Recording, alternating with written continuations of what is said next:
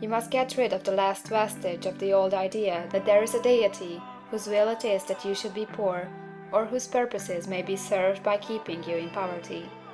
The intelligent substance which is all, and in all, and which lives in all, and lives in you, is a consciously living substance. Being a consciously living substance, it must have the nature and inherent desire of every living intelligence for increase of life. Every living thing must continually seek for the enlargement of its life, because life, in the mere act of living, must increase itself.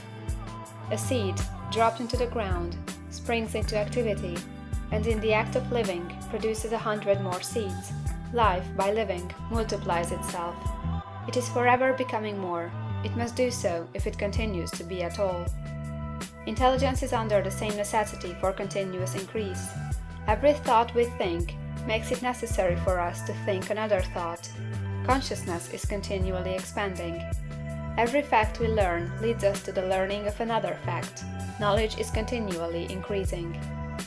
Every talent we cultivate brings to the mind the desire to cultivate another talent.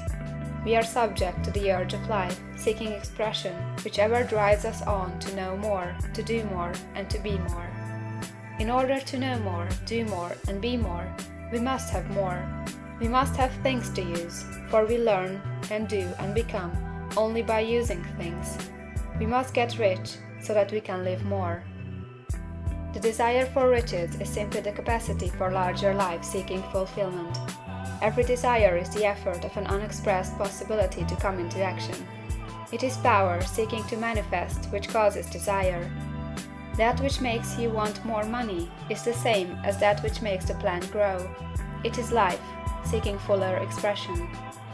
The one living substance must be subject to this inherent law of all life. It is permeated with the desire to live more. That is why it is under the necessity of creating things. The one substance desires to live more in you, hence it wants you to have all the things you can use. It is the desire of God that you should get rich. He wants you to get rich, because he can express himself better through you if you have plenty of things to use in giving him expression.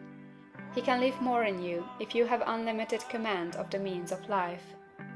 The universe desires you to have everything you want to have.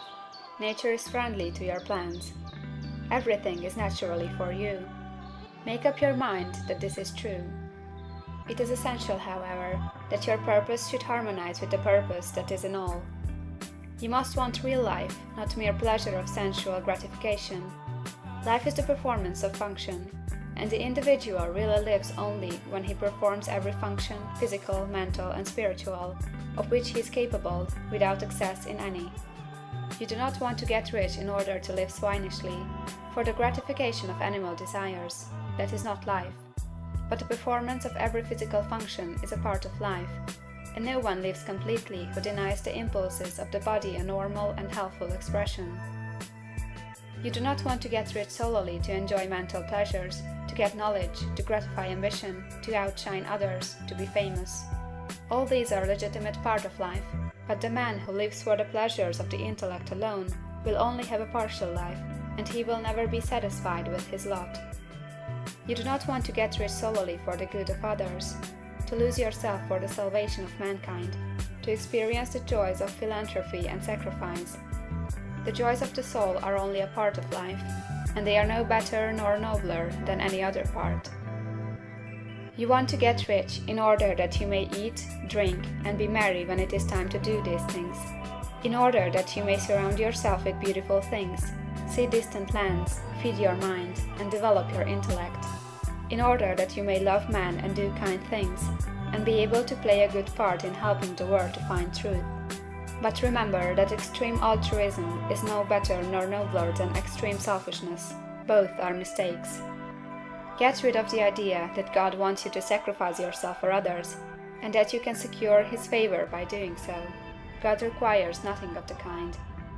What he wants you is that you should make the most of yourself, for yourself and for others.